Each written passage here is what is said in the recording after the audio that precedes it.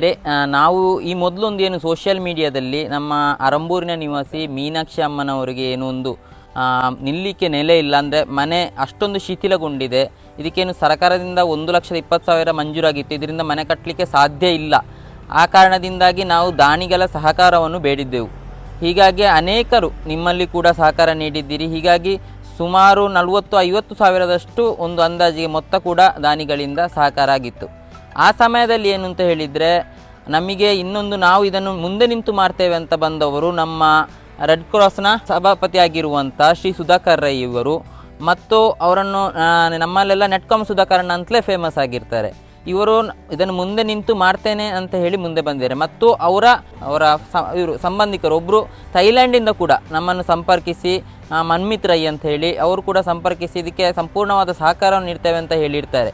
ಇವರಿಗೆ ನಾವೆಲ್ಲರೂ ಸಂಪೂರ್ಣ ಆಭಾರಿಯಾಗಿದ್ದೇವೆ. ಮತ್ತು ಈ ಒಂದು ಪುಣ್ಯದ ಕಾರ್ಯದಲ್ಲಿ ಭಾಗಿಯಾದ್ದಕ್ಕೆ ಅವರಿಗೆ ತುಂಬ ಧನ್ಯವಾದಗಳನ್ನು ಹೇಳ್ತಿದ್ದೇನೆ. ನಮಸ್ಕಾರ, ನಾನು ಸುಧಾಕರ್ ರೈ ಅಂತ ಅರಂತೋಡು ಗ್ರಾಮದ ಪೆರಾಜೇವ. ನಾನು ಸುಳ್ಯ ವಾಣಿಜ್ಯ ಮತ್ತು ಕೈಗಾರಿಕೋದ್ಯಮದ ಸಂಘದ ಅಧ್ಯಕ್ಷನಾಗಿ ಮತ್ತು ಭಾರತೀಯ ರೆಡ್ ಕ್ರಾಸ್ ಸಂಸ್ಥೆಯ ಸಭಾಪತಿಯಾಗಿ ಇದ್ದೇನೆ. ಬಹುಶಃ ನಾನು ಇಲ್ಲಿಗೆ ಬರಲಿಕ್ಕೆ ಆ ಎರಡೂ ಕಾರಣಗಳಲ್ಲ.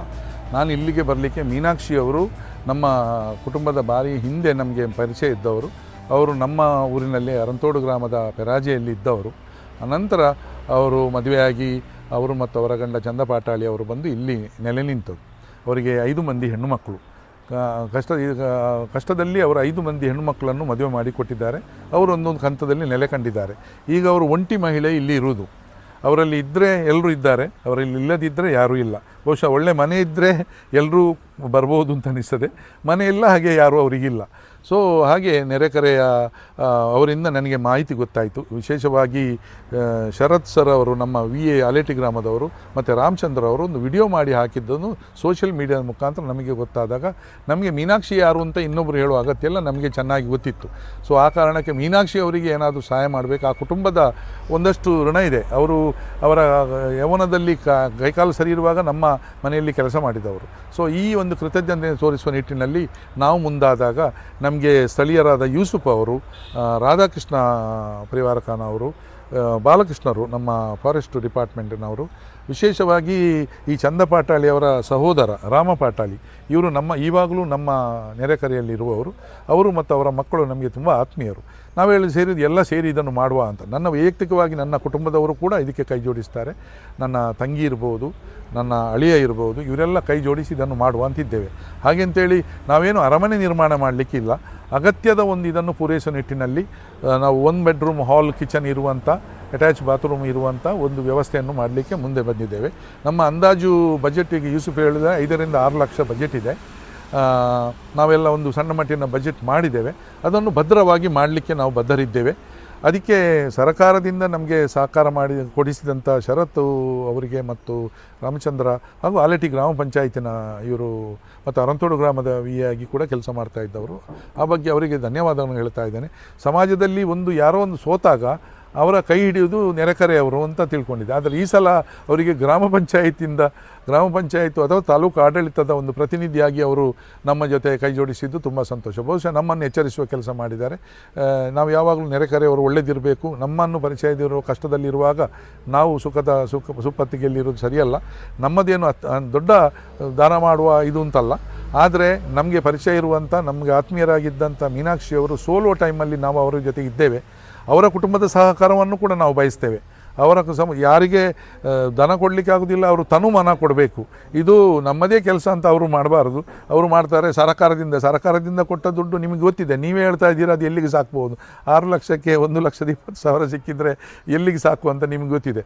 ಸೊ ಇದನ್ನು ದಾನಿಗಳಿಂದ ನಾವು ಬಯಸ್ತಾ ಇದ್ದೇವೆ. ಸಾಧ್ಯವಾದ ನಾವೊಂದು ವಾಟ್ಸಪ್ ಗ್ರೂಪ್ ಮಾಡಿದ್ದೇವೆ. ಅದಕ್ಕೆ ನೀವು ಸೇರಿಕೊಂಡು ಅವರನ್ನು ಮಾಡಬೇಕು. 1 ರೂಪಾಯಿ ಅದನ್ನು ದುರ್ವಿನಿಯೋಗ ಆದಾಗೆ ನೋಡಿಕೊಳ್ಳುವ ಬದ್ಧತೆ ನಮ್ಮದು. ಬಹುಶಃ ಆ ಕಾರಣಕ್ಕೆ ನಾವಿಲ್ಲಿ ಧೈರ್ಯದಿಂದ ನಿಂತಿದ್ದೇವೆ. 1 ರೂಪಾಯಿ ನಿಮ್ಮದಕ್ಕೆ ನಾವು ಪೈ ಲೆಕ್ಕಚುಕ್ತ ಮಾಡ್ತೇವೆ.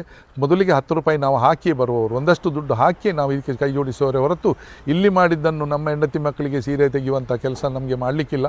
ಧೈರ್ಯದಿಂದ ನೀವು ದುಡ್ಡು ಕೊಡ್ಬೋದು. ನೀವು ಮಾಡಿದ್ದನ್ನು ನಾವು ಖಂಡಿತ ಅದನ್ನು ಗುರುತಿಸುತ್ತೇವೆ, ಅದನ್ನು ಗೌರವದಿಂದ ಸ್ವೀಕರಿಸ್ತೇವೆ. ಒಂದು ಹಂತದಲ್ಲಿ ಇಲ್ಲಿ ಹೇಗಿದ್ದರೂ ಮನೆ ಶುರು ಮಾಡಿದ ಮೇಲೆ ಅದನ್ನು ನಿಲ್ಲಕ್ಕೆ ಬಿಡುವುದಿಲ್ಲ ಅಂತಿದ್ದೇವೆ. ಅದಕ್ಕೆ ಸ್ಥಳೀಯರಾದ ಯೂಸುಫ್ ಅವ್ರದ್ದು ನಮಗೆ ತುಂಬ ಸಹಕಾರ ಇದೆ. ರಾಧಾಕೃಷ್ಣ ಪರಿವಾರಕಾರ ಅವರು ನಮ್ಮನ್ನು ಬಂದು ಸೇರಿಕೊಳ್ಳಿಕ್ಕಿದ್ದಾರೆ. ಹಾಗೆ ನೆರೆಕರೆಯವರೆಲ್ಲ ಸಹಕಾರವನ್ನು ಕೇಳಿಕೊಂಡು ಊರಿನ ಯಾರು ದಾನಿಗಳಿದ್ದಾರೆ ನಮ್ಮ ಜೊತೆ ಕೈ ಜೋಡಿಸಿ ಒಂದು ಬಡ ಒಂಟಿ ಮಹಿಳೆಗೆ ನಾವೊಂದು ಮನೆ, ಅದು ವಿಧವೆ, ಅವಳಿಗೆ ಒಂದು ಮನೆ ನಿರ್ಮಾಣ ಮಾಡುವಂಥ ಕೆಲಸದಲ್ಲಿ ನೀವೆಲ್ಲ ಕೈ ಜೋಡಿಸಬೇಕು ಅಂತ ಕೇಳಿಕೊಳ್ತಾ ಇದ್ದೇನೆ. ನಮಸ್ಕಾರ. ಅದಲ್ಲದೆ ಬಹುಶಃ ನಾನು ಅದನ್ನು ಮೆನ್ಷನ್ನೇ ಮಾಡಬೇಕಾದ ಒಂದು ವ್ಯಕ್ತಿ ಇದ್ದಾರೆ ನಮ್ಮ ಜೊತೆ. ನಮ್ಮ ಮಾಜಿ ನಗರ ಪಂಚಾಯತಿನ ಸದಸ್ಯರಾದಂಥ ಈಗ ಸದ್ಯ ಪೆರಾಜೆಯಲ್ಲಿ ವಾಸಿಯಾಗಿರುವಂಥ ಗೋಕುಲ್ದಾಸ್ ಅವರು. ಬಹುಶಃ ಈ ಕುಟುಂಬಕ್ಕೆ ಇವರು ಕಷ್ಟದಲ್ಲಿ ಇರುವಾಗೆಲ್ಲ ಸಹಕಾರ ಮಾಡಿದವರು. ಈ ಹಿಂದೆ ಇವರ ಕಷ್ಟ ಸುಖಗಳಲ್ಲಿ ಪಾಲ್ಗೊಂಡವರು ಕೂಡ ಗೋಕುಲ್ದಾಸ್ ಅವರು. ಅವರನ್ನು ಕೂಡ ಸಂಪರ್ಕಿಸಿದ್ದೇವೆ ನಾವು. ಅವರದ್ದು ಕೂಡ ಸಹಕಾರ ಇದೆ. ಅವರು ಈಗ ಸದ್ಯ ಈ ಮಹಿಳೆಗೆ ಇಲ್ಲಿ ಮನೆ ಏನು ಕುಸಿಯುವ ಹಂತದಲ್ಲಿದ್ದಾಗ ಅವರಿಗೆ ಆಶ್ರಯ ಕೊಟ್ಟವರು ಗೋಕುಲ್ದಾಸ್ ಇವರು. ಈಗ ಸದ್ಯ ಮೀನಾಕ್ಷಿ ಅಮ್ಮನವರು ಗೋಕುಲ್ದಾಸ್ ಅವರ ಪೆರಾಜೆಯ ಮನೆಯಲ್ಲಿ ಇದ್ದಾರೆ. ಕಾಸ್ಪಾಡಿಯಲ್ಲಿರುವಂಥ ಸಿರಿಕುರಲ್ ನಗರದಲ್ಲಿರುವಂಥ ಕಲ್ಚರ್ಪೆಯಲ್ಲಿ ಅಲ್ಲಿದ್ದಾರೆ. ಸೊ ಹಾಗೆ ಗೋಕುಲ್ದಾಸ್ ಅವರವರು ಈ ಹಿಂದೆ ಇದ್ದರು. ಬಹುಶಃ ಕಷ್ಟದಲ್ಲಿ ಯಾವಾಗಲೂ ಸಹಕಾರ ಮಾಡುವಂಥ ಗೋಕುಲ್ದಾಸ್ ಅವರನ್ನು ಕೂಡ ನಾವು ಈ ಸಂದರ್ಭದಲ್ಲಿ ಸ್ಮರಿಸಿಕೊಳ್ಬೇಕು.